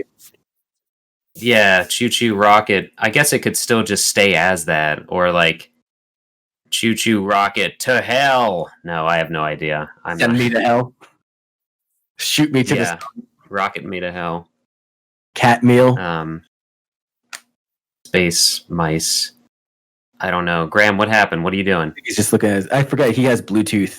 He's fancy. Sorry. Yeah, I'm still listening. I was trying to look for my game that I'm going to talk about, but I can't find it on the shelf. I think it's at my parents' house. I'm not going into the next room. That's a nightmare right now. I chose Clockwork Knight. I think that you can create like a very eerie, very, very unsettling game off of Clockwork Knight. It would almost be in like the same vein as Little Nightmares. And because everything is kind of like toys, but they're all mechanical and shit like that, and have a dark setting. Like there's just the slow turns of all the sprockets and gears going, and then like at the end of the movie, you have like the television set, like an old CRTV, and it like sprouts out and grows out legs and shit like that, and these little mandibles that come and try to kill our titular character. I said that word wrong. I don't give a shit. But I mean, like you could do something like the whole premise of the story. Like the game is supposed to be like a 2D platformer in the same vein as like Sonic the Hedgehog. I mean, it's obviously slower, but I mean, like it's a side scroller. So like you can do pretty much anything that you want with it. The premise of the game is like you have to go find your girlfriend or the princess. You got to go save her because she's been kidnapped and shit like that. But I was thinking more of along the lines of like this kid is growing up and he's throwing all his toys into the basement, and it's dark and it's gritty and it's grimy and shit like that. And you find Mr. Pepper, the toy soldier, trying to explore his way through the basement, and all the other toys and whatnot have been down there for years, just rotting away. And they find fresh blood. And Pepper's got to escape. He's got to go. It's like Toy Story. He's got to go find a new home. And you just do something along those lines. I think that would be pretty entertaining. Okay. Oh wow.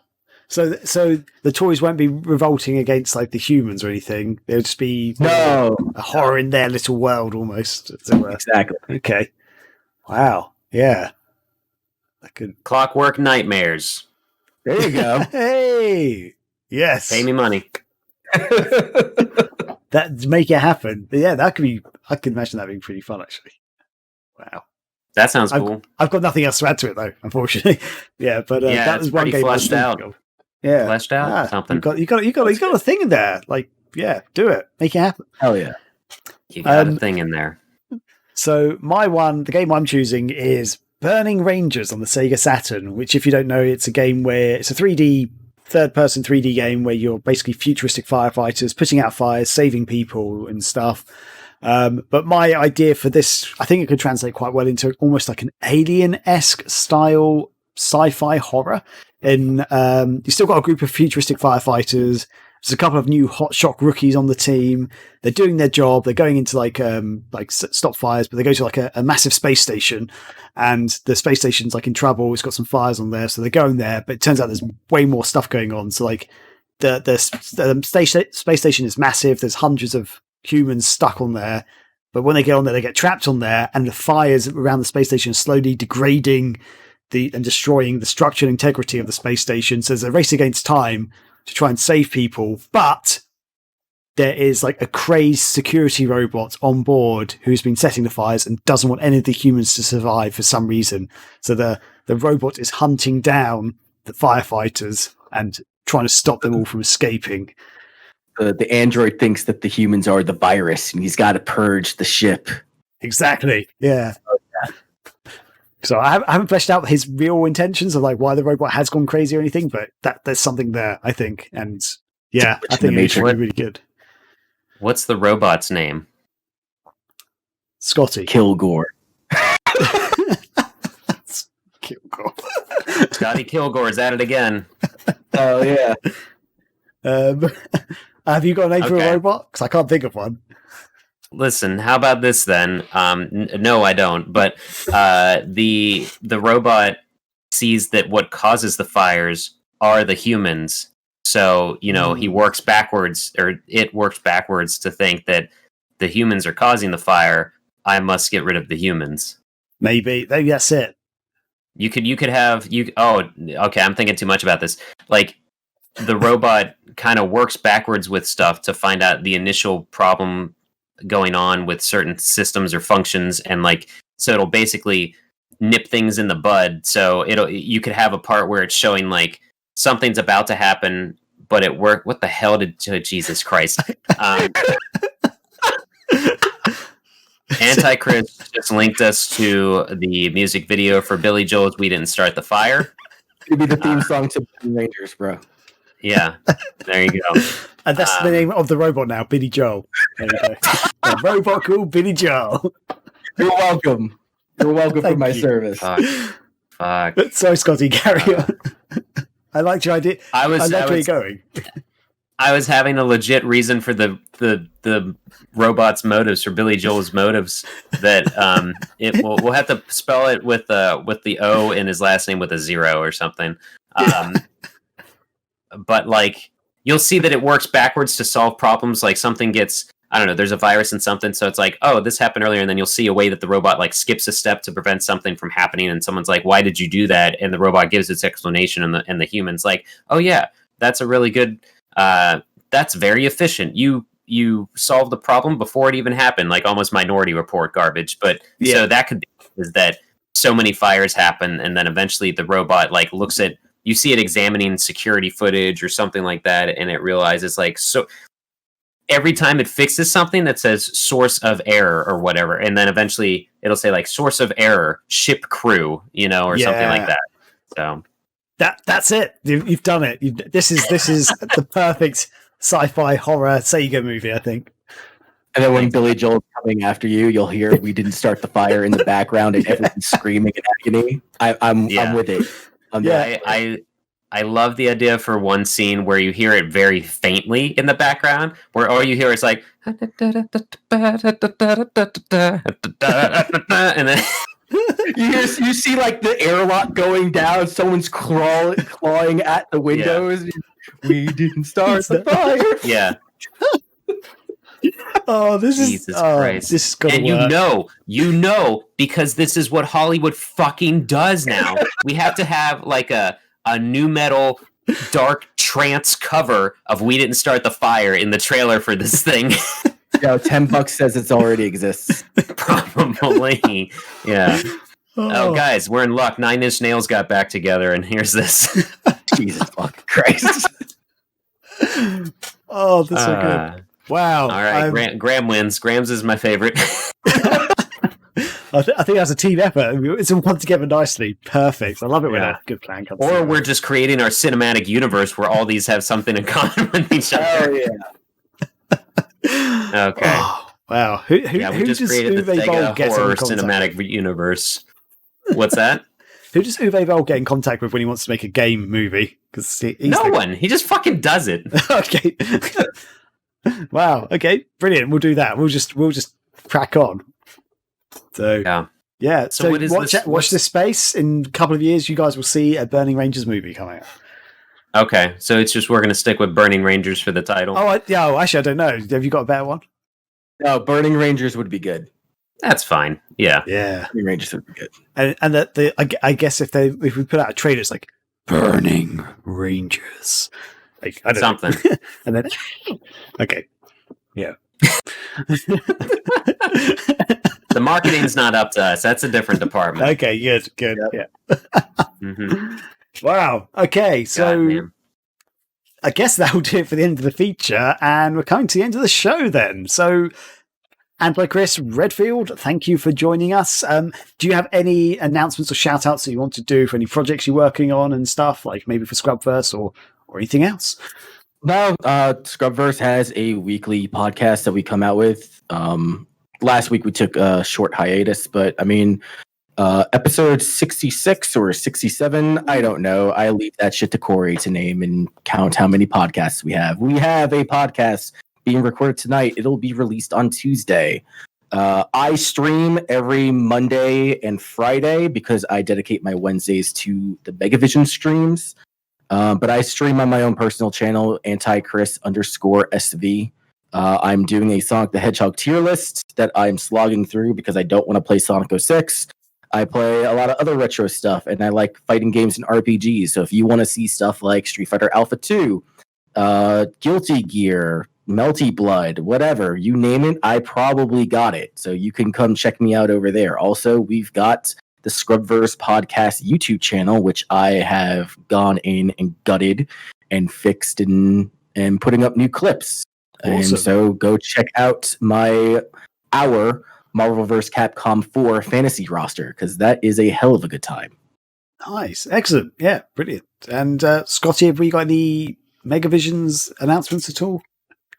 Not for the most part. Still plugging away at the latest issue. And, we've got our Twitch and our Patreon that you'll hear ads for throughout this episode.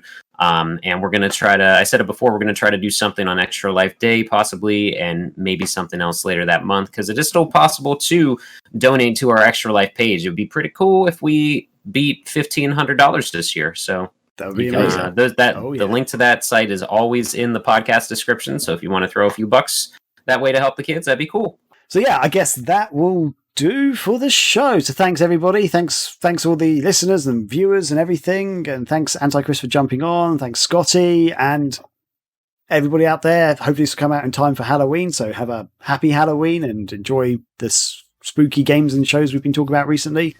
So yeah, have a great time and be excellent to each other. Hell yeah. You're not Jimmy.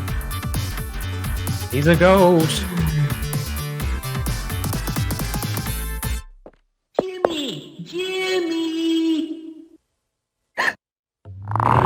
Jimmy, it's time for practice. Get out to the training field now. Hey, you're not Jimmy.